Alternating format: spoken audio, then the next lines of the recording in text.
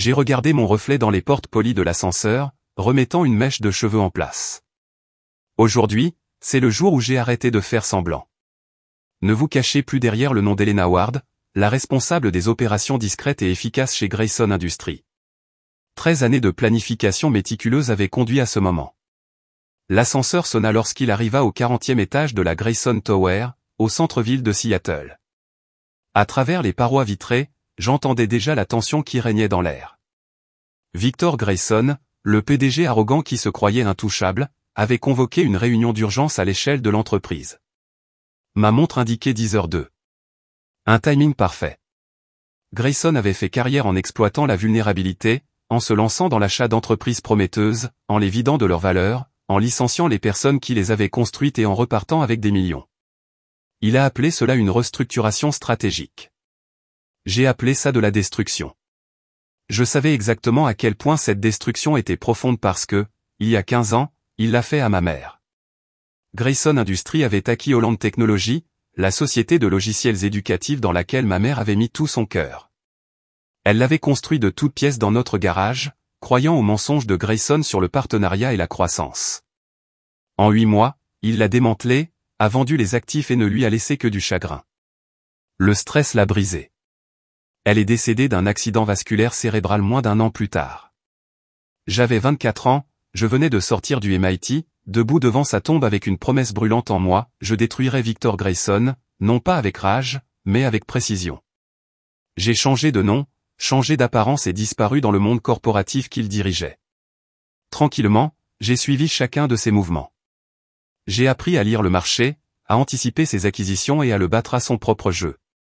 J'ai construit ma fortune pièce par pièce, mais mon chef-d'œuvre ? Ce bâtiment. Il y a 6 ans, alors que Grayson Industries cherchait un nouveau siège social, j'ai créé une société écran et acquis la tour avant même qu'il ne la voie venir. Maintenant, il me paie un loyer sans savoir que je suis propriétaire de tout l'immeuble. Aujourd'hui, Victor envisage de me virer devant tout le monde, mais il ne connaît pas la vérité. Le bâtiment dans lequel il se trouve ? C'est le mien. Et l'avis d'expulsion est déjà signé.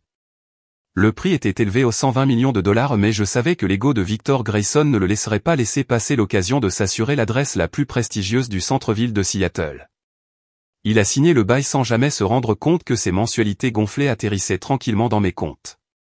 Maintenant, debout au fond de la salle de conférence bondée au 40e étage, je le regardais se pavaner devant.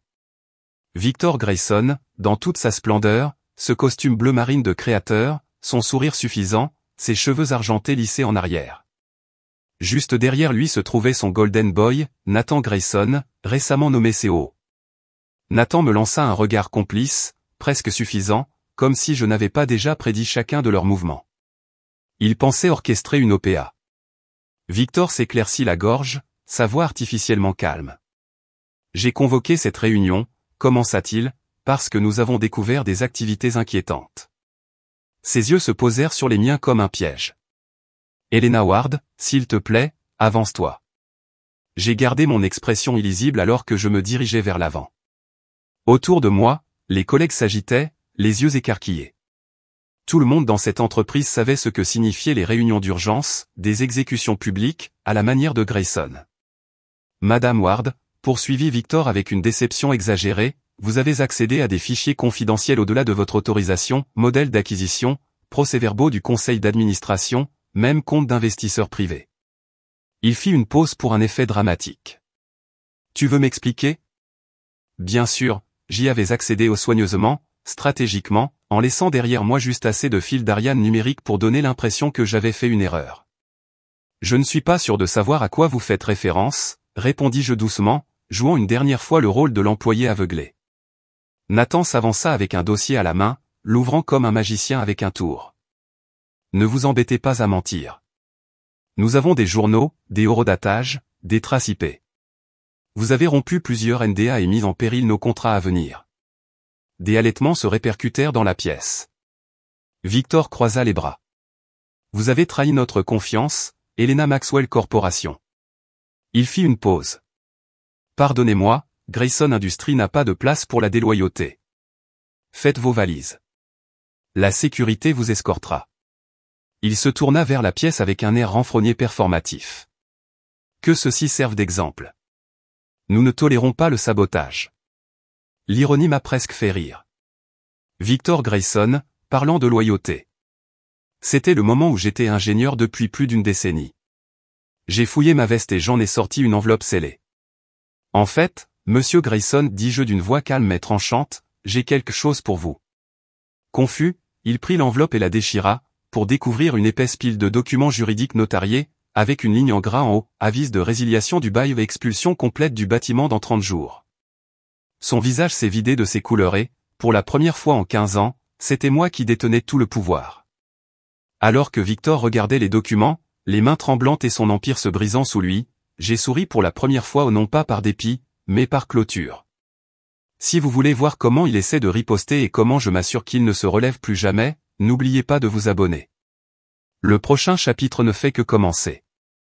Une clause très spécifique a été mise en évidence en haut de la première page. J'ai vu le visage de Victor passer de la confusion à l'incrédulité, puis à quelque chose de dangereusement proche de la panique. Derrière lui, Nathan lui arracha les documents des mains et les scanna rapidement. Sa mâchoire se serra, la couleur s'effaçant de son visage alors que la réalité s'imposait. Ça doit être une erreur, marmonna Victor, la voix tremblante. Oh, ce n'est pas le cas, dis-je, permettant finalement au moindre sourire de percer. Tout est en parfait état. J'ai fait un geste vers les journaux. Cette enveloppe contient un avis légal de résiliation de votre bail, avec effet immédiat. Vous disposez désormais de 30 jours pour quitter cet immeuble. Silence. La salle de conférence entière était gelée. Tous les regards étaient tournés vers nous. L'air était si épais de tension qu'il avait l'impression qu'il pourrait se briser. Le visage de Victor prenait une teinte plus foncée à chaque seconde qui passait. « Tu ne peux pas faire ça, grogna-t-il. Nous avons un contrat contraignant. » J'ai hoché la tête. Un contrat qui stipule clairement que le locataire a le droit de le résilier s'il s'avère que le locataire se livre à une activité criminelle ou contraire à l'éthique. Je m'arrêtai, inclinant légèrement la tête. Voudriez-vous que je commence par les fausses acquisitions fictives que vous avez acheminées via du bail, ou par les écarts comptables dans vos 3 derniers rapports trimestriels? Nathan fit un pas vers moi, les poings serrés, mais Victor l'arrêta d'une main sur le bras. Il savait que je ne bluffais pas. J'avais les mêmes tactiques qu'il avait utilisées pour détruire l'entreprise de ma mère. Puis vint la question, « Qui es-tu » demanda Victor, à peine au-dessus d'un murmure. J'ai levé la main, j'ai détaché le badge de mon entreprise et je l'ai posé tranquillement sur la table. Je m'appelle Elena Ward, dis-je calmement. Fille d'Isabelle Holland, fondatrice de Holland Technologies. La reconnaissance le frappa instantanément. Il s'en souvenait. Il le fallait. Des halètements parcoururent la pièce alors que les gens commençaient à chuchoter, les morceaux se mettant en place. Mais la fille de Holland a disparu il y a des années. Nathan se moqua. Je n'ai pas disparu, dis-je en croisant les yeux sur lui. J'ai planifié. J'ai reconstruit. J'ai attendu. Ensuite, j'ai mis la main dans mon manteau et j'en ai sorti un deuxième document. Et je n'ai pas seulement acheté le bâtiment, ai-je ajouté. J'en possède un peu plus. Les mains de Victor tremblaient en lisant la répartition des actionnaires des années d'acquisitions anonymes, toutes remontant à moi. Ce n'était pas encore une participation majoritaire, mais c'était plus que suffisant pour plonger l'entreprise dans le chaos si jamais je la vendais publiquement. Que veux-tu ? Demanda Victor, la voix creuse. Avant que je puisse répondre, l'ascenseur sonna à nouveau et une équipe d'agents de sécurité entra point pas ses gardes, les miens. Les agents de sécurité qui travaillaient dans ce bâtiment depuis des années et qui n'étaient pas fidèles à Victor Grayson, ils m'étaient fidèles. La propriétaire, Miss Ward, a déclaré John Langley, mon chef de la sécurité. Voulez-vous que nous commencions l'évacuation ? Je laisse la question en suspens un instant, en savourant son poids. Puis j'ai souri. Pas encore, John. Je pense que Monsieur Grayson et son fils pourraient prendre un moment pour comprendre cela, mais s'il vous plaît, assurez-vous que personne ne repart avec des documents sensibles. Nous ne voudrions pas que des preuves importantes disparaissent mystérieusement. Le visage de Victor était l'image d'une fureur contenue. Ses poings se serraient, sa fierté s'effondrait. Pendant plus d'une décennie, j'avais enduré son arrogance, ses licenciements ricanants, les sourires narquois lors des réunions lorsque je parlais. J'avais été invisible à dessein, et maintenant il ne pouvait pas m'ignorer s'il essayait. Mais ce n'était que le début. La première phase, prendre leur bâtiment et démanteler leur zone de confort, était terminée. Il était désormais temps de passer à la phase 2. Je me suis retourné pour faire face à la foule d'employés, pour la plupart toujours figés dans un silence stupéfait. Tout le monde, dis-je calmement, veuillez vérifier vos emails. Vous trouverez une nouvelle offre d'emploi en attente dans votre boîte de réception. Les têtes se tournaient, les téléphones sortaient, les murmures montaient. Mon entreprise, Holland Ward Holdings, acquiert tous les actifs juridiquement valables de Grayson Industries. Si vous choisissez de rester, vous bénéficierez d'une augmentation de 15%, d'avantages sociaux améliorés et d'un leadership qui vous valorise réellement. Les gens échangèrent des regards écarquillés. Plusieurs haltèrent. Cela leur arrivait aussi. C'est illégal, cria Nathan Grayson, sa voix se brisant sous la tension. Vous ne pouvez pas simplement prendre notre compagnie. J'ai haussé un sourcil et vérifié mon téléphone. En fait, dans environ 2 minutes, la SEC publiera une déclaration confirmant son enquête sur les activités financières de Grayson Industries. Victor recula en chancelant, s'accrochant à un bureau pour garder son équilibre. Tu as prévu ça, dit-il à voix basse. 10 ans, répondis-je uniformément. Le même temps qu'il t'a fallu pour détruire l'entreprise de ma mère, Holland Technology. Ses yeux s'écarquillèrent. Le lien n'était plus seulement une théorie, c'était la vérité. Et puis tous les téléphones de la pièce ont sonné en même temps. Le communiqué de presse de la SEC était tombé, comme prévu. Des halètements remplissèrent la pièce. Les écrans s'illuminaient avec des titres, Grayson Industries sous enquête fédérale, fraude, blanchiment offshore, allégation d'inconduite. Victor et Nathan regardaient leurs écrans, pas les sans voix. Je m'avançai, ma voix s'élevant juste assez. Le bâtiment n'était qu'un début. Pendant que vous étiez trop occupés à me regarder faire des erreurs, je documentais chaque société écran, chaque transfert officieux, chaque grand livre falsifié. Je m'arrêtais, laissant le silence aiguiser le moment. Pensais-tu vraiment que j'avais passé une décennie dans ton ombre juste pour occuper ton bureau? John et son équipe formèrent une ligne entre les Grayson et les ascenseurs. Hors des murs de verre, la presse avait déjà commencé à se rassembler. Et cette fois, ils étaient là pour mon histoire. À travers les baies vitrées derrière moi, je pouvais déjà voir des fourgons de presse qui faisaient le tour de la façade du bâtiment. Des antennes paraboliques se dressaient comme des vautours, prêtes à descendre. Les ampoules flash clignotaient en dessous. Il ne s'agissait pas simplement d'un effondrement d'entreprise. C'était un compte à rendre. Ma mère croyait à la construction de choses, dis-je en tournant mon regard vers Victor Grayson. Elle a créé des emplois, donné du pouvoir aux femmes dans le domaine de la technologie, investi dans les gens. Mais vous? J'ai fait une pause. Vous ne savez que démanteler, exploiter et détruire. Combien de vies avez-vous ruinées? Combien de rêves avez-vous vidés juste pour vous remplir les poches? Nathan s'avança à nouveau, mais 2 de mes gardes de sécurité intervinrent, lui saisissant les bras avec une précision silencieuse. Tu vas le regretter, grogna-t-il, la voix imprégnée de droit. Nous avons des alliés puissants. J'ai légèrement incliné la tête. Vous aviez des alliés puissants? Vérifiez à nouveau vos téléphones. Juste au bon moment, une autre vague d'alerte retentit dans la pièce. Les écrans se sont allumés alors que les principaux réseaux d'affaires rapportaient l'effondrement rapide de Grayson Industries. Les actionnaires renonçaient, les investisseurs se distanciaient, les sociétés affiliées publiaient des déclarations. Le titre était déjà en chute libre. La fidélité s'estompe rapidement quand il n'y a plus rien à gagner, dis-je calmement. Oh, et ces comptes offshore, ceux que vous pensiez en sécurité à Zurich et aux îles Caïmans? Ils sont gelés au moment où nous parlons. Les genoux de Victor se déformèrent légèrement alors qu'il s'effondrait sur une chaise. Son image de titan de la finance de Seattle s'est effondrée devant ses collaborateurs. Vous avez tout détruit, murmura-t-il presque pour lui-même. Non, corrigeai-je doucement. J'ai récupéré ce qui valait la peine d'être sauvé. Les éléments sains de Grayson Industries perdureront sous une nouvelle direction, avec de meilleurs salaires, une meilleure éthique et un avenir. Je me tournai une fois de plus vers les employés. Vous avez le choix. Si vous restez, vous ferez partie de quelque chose de nouveau, quelque chose qui crée une réelle valeur au lieu de le détruire. Il y eut un moment de silence. Puis Sarah Chen, une développeuse talentueuse qui avait été négligée pendant des années, s'est levée et a haussé la voix. Je reste. L'une après l'autre, les voix suivirent les siennes. Je reste. Compte sur moi. Finalement, Nathan regarda autour de lui, regardant son royaume s'éloigner. Papa, fais quelque chose, il s'étouffa. Mais Victor Grayson ne bougeait pas. Son règne était terminé et il le savait. Vous aurez 1 heure pour vider vos affaires personnelles, dis-je fermement. Après cela, aucun de vous ne sera autorisé à retourner à l'intérieur de ce bâtiment. Alors que les gardes les escortaient, j'ai appelé Victor une dernière fois. Monsieur Grayson. Il se tourna, creux et pâle. L'accident vasculaire cérébral de ma mère, ce n'était pas seulement du stress, n'est-ce pas? J'ai demandé. Elle a découvert que vous aviez l'intention de faire une descente dans la caisse de retraite. Il n'a pas répondu. Il n'était pas obligé. La culpabilité dans ses yeux était plus forte que n'importe quelle confession.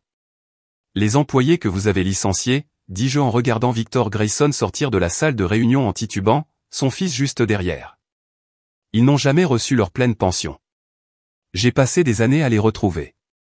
La semaine prochaine, ils recevront des chèques couvrant chaque dollar qui leur était dû, plus les intérêts. Ce fut le coup final. Victor Grayson, autrefois salué comme le maître des fusions et de la réinvention impitoyable, s'est éloigné comme un homme sans empire à gouverner. Nathan, autrefois si suffisant et si sûr, le suivit en silence. Son héritage a été réduit en cendres avant même d'avoir commencé. Les heures suivantes furent floues. Des camions de presse envahissaient les rues, essayant de briser la ligne de sécurité qui protégeait le bâtiment. Notre équipe de relations publiques, préparée et prête, a publié une déclaration soigneusement rédigée, Hollandward Holdings acquiert les actifs éthiques de Grayson Industries. Tous les employés sont conservés. Avantages sociaux améliorés.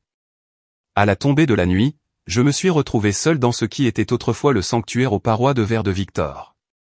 À présent calme et immobile, l'horizon de Seattle s'étendait devant moi, strié d'orange foncé et de bleu décoloré. Sur le bureau, j'avais une seule photo, moi et ma mère lors d'un pique-nique de Holland Technologies avant que tout ne s'effondre. Je l'ai ramassé, passant doucement mon pouce sur son sourire. Nous l'avons fait, maman, murmurai-je. Nous avons bien fait les choses. Un léger coup à la porte m'a tiré à ce moment-là. Sarah Chen entra, tenant un dossier. Mademoiselle Ward, dit-elle. L'équipe de transition est prête. Je me suis détourné de la fenêtre, offrant un signe de tête calme. Appelle-moi simplement Elena, dis-je avec un petit sourire. Nous avons du travail à faire. Elle sourit. Ils appellent cela le plus grand démantèlement d'entreprise qu'ils aient jamais vu. Je secouai la tête. Il n'a jamais été question de démantèlement. Il s'agit de ce qui va suivre. Ma mère a toujours dit, une entreprise n'est pas seulement une question de chiffres. C'est une question de personnes, d'idées et de faire ce qu'il faut, même lorsque personne ne nous regarde. Alors que nous marchions ensemble dans le couloir, une étrange légèreté s'installa dans ma poitrine. Après 10 ans d'attente, de cachette et de manœuvre, c'était enfin fini. Le lendemain matin, je suis entré dans le hall. Mon hall d'entrée. Le logo Maxwell tombait déjà. À sa place, Hollandward Technologies. Les employés passaient avec un signe de tête, non pas à l'analyste qu'ils ignoraient autrefois, mais à la femme qui avait tout repris. Pas seulement pour se venger, mais pour se restaurer. Victor et Nathan feraient face à des accusations fédérales. La SEC s'en chargerait. Mais j'avais une mission différente maintenant. Reconstitution. Ma mère m'a appris que le succès n'est pas seulement une question de profit. C'est une question de but. Et maintenant, avec le passé derrière moi, je pouvais enfin bâtir le genre d'héritage dont elle a toujours rêvé.